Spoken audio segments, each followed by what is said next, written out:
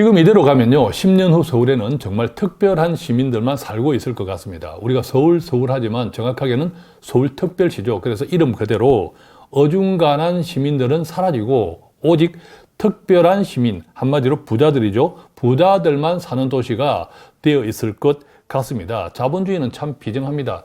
돈이 많으면 그만큼 기회도 많아지죠. 자, 그런데 그렇다고 해서 평생 집 한 채 가지는 것이 소원인 일반적인 서민들. 자, 서민들에게는 기회가 없을까요? 아닙니다. 기회가 있습니다. 오늘 그 이야기를 함께 해 드리겠습니다.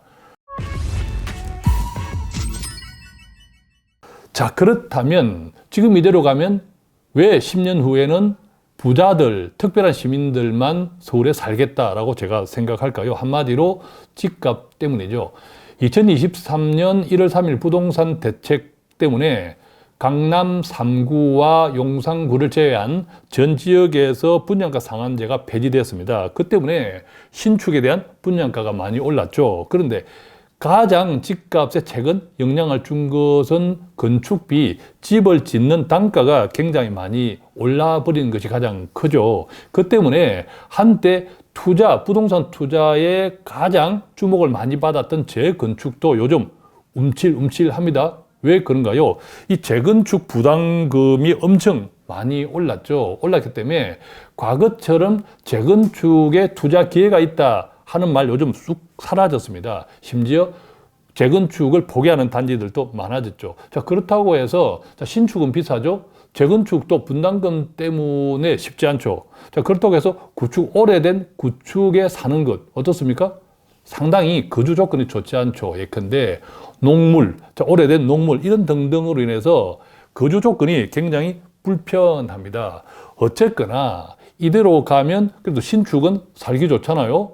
또 여러 가지 편리한 시설들이 많잖아요. 다만 비싸죠. 그래서 정말 이대로 가면 아무런 변화 없이 이대로 가면 10년 후 서울에는 특별한 사람들, 특별한 시민, 예컨대 부자들만 살겠다. 그렇다면 특별하지 않은 사람들은 어떻게 해야 될까? 몇 가지 방법이 있죠. 첫 번째는 탈서울입니다. 그래서 서울에서 이사를 갑니다. 어디로? 주로 경기도로 많이 가죠. 최근 계속해서 서울 인구는 줄어들고 경기도 인구는 늘어나고 있잖아요. 자, 그런데 그럼에도 불구하고 서울에 살아야 되는 분들 있죠. 자, 그런 분들은 어쩔 수 없이 전월세를 살아야 되는데 요즘 전세값도 비싸지죠. 물론 전세자금 대출도 있지만 그것도 이자 내어야 하잖아요. 그러다 보니까 월세 수요도 굉장이 많아집니다. 월세 수요가 많아진다면 내가 버는 소득에서 여러 가지 비용들이 많아지기 때문에 제대로 저축을 하기 힘들죠.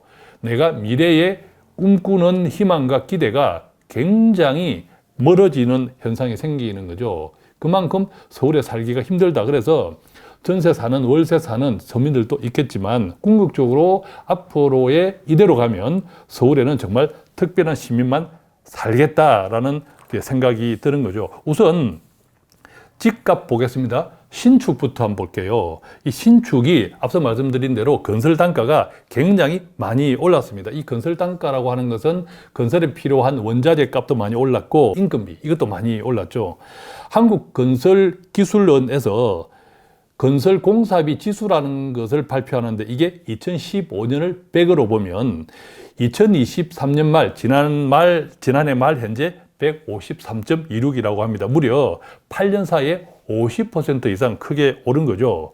자, 이것을 2020년 말, 한 3년 전과 비교하면요. 2020년 말에는 121.80이었는데 2023년 말에는 153.16으로 3년 사이에 무려 25.8%나 크게 많이 올랐다고 합니다.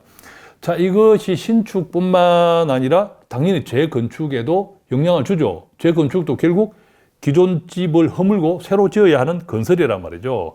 더구나 이제 고금리까지 겹쳤습니다. 그래서 분담금이 굉장히 지금 많아졌죠. 예컨대 부자 동네 중에 하나인 서초구 잠원동에 있는 신반포 18차 337동의 경우인데 그전에 살던 사람이 전용 면적 111평방미터에서 살았어요. 자, 그분이 면적을 줄여서 97평방미터 아파트를 받는다 해도 분담금이 12억 원. 자, 분양가가 12억 원이라고 생각할 수도 있는데 분담금이 12억 원이라는 거죠. 이 분담금은 5년 전에는 3억은 4억 원 정도에 불과했다고 합니다. 그러니까 한 5년 만에 서너 배 정도 크게 뛰어오른 거죠. 아무리 부자들이라도 분담금이 12억 원이다. 자, 이렇게 하면 나중에 내가 사는 집값에 대한 투자 가치 측면에서도 상당히 고민이 드는 거죠. 북쪽으로 가면 노원구 상계주공 아파트가 있죠. 자, 그쪽도 오래된 구축들입니다. 당연히 재건축에 대한 여러 가지 이슈들이 있었죠. 자, 상계주공 5단지를 보면 추가 분담금이 5억 원이라고 합니다. 그런데 아파트 시세가요, 5억 원대입니다.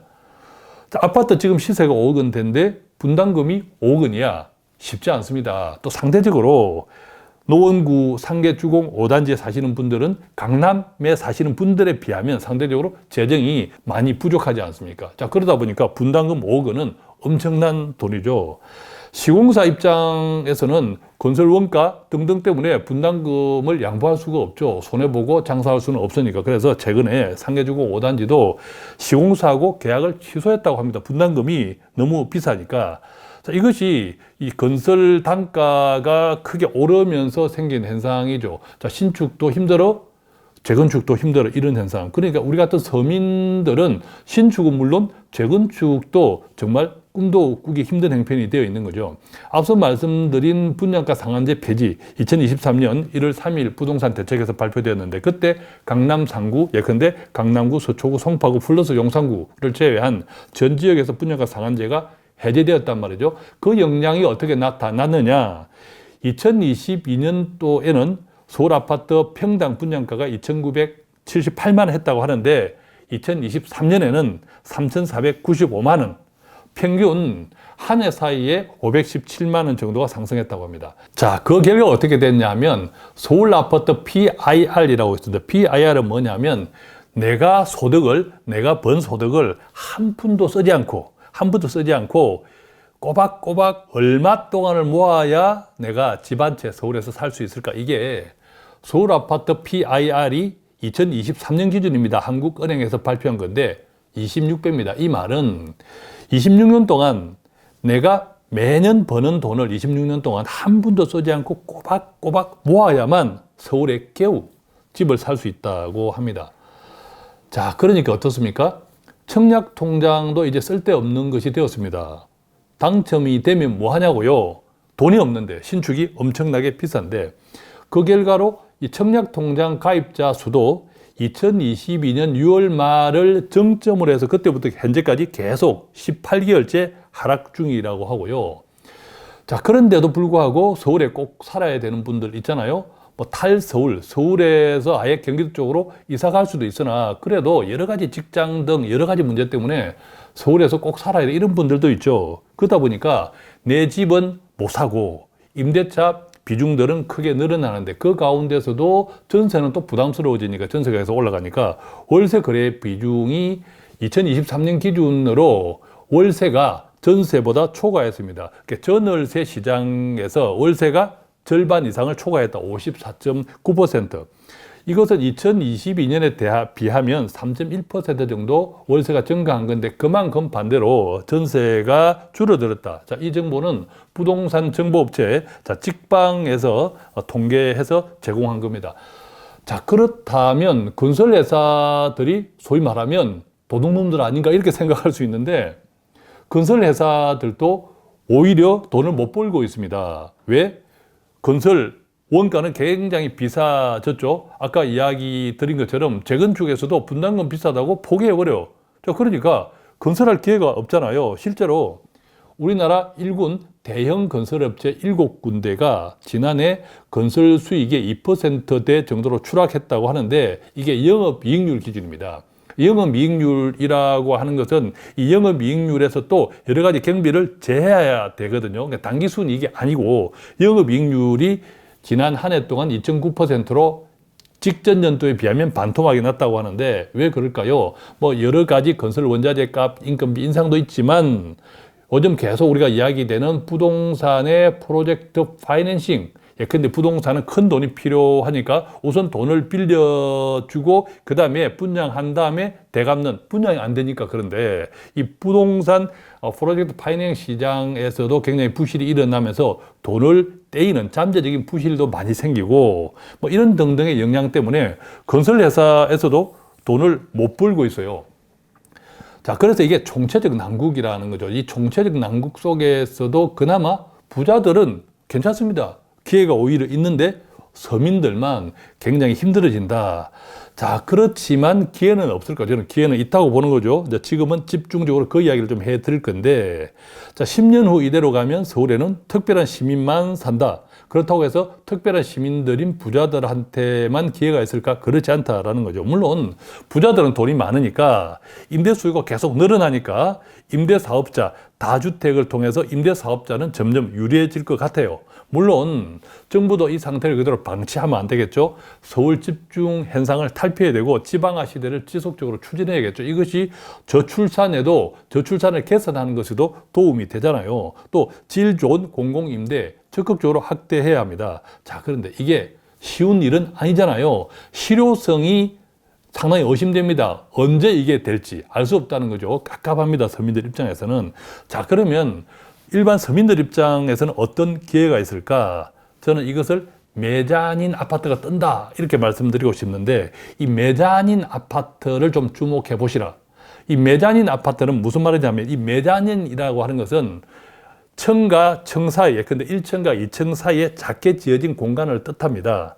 자, 이것은 1층도 아니고 2층도 아닌 새로운 기회를 뜻하기도 합니다. 예컨대 신축이나 재건축보다는 투자금은 적고, 반대로 살기 힘든 오래된 구축보다는 주거 여건이 좋은 신축이 아니라 신축급 구축, 그래서 리모델링 아파트인데, 이 리모델링 가운데서도 우리가 오래된 구축에서 가장 힘든 것이 녹물이죠. 그래서 녹물 수도관까지 완전하게 교체하는 이것을 대수선 리모델링이라 하는데, 이런 대수선 리모델링이 될 수 있는 또 되어진 아파트, 이런 쪽에 좀 기회가 있지 않을까 생각합니다. 정부도 마찬가지예요. 정부도 앞서 말씀드린 여러 가지 정부가 추구해야 될 정책이 있지만 이게 당장에 될 일도 아니고 실효성에도 문제가 있다는 거죠. 그래서 정부도 요즘 뭐 단순한 수직 정책 이런 이야기 나오는데, 단순한 수직 정책이 아니라 녹물이 나오는 노후 수도관까지 교체하는 대수선형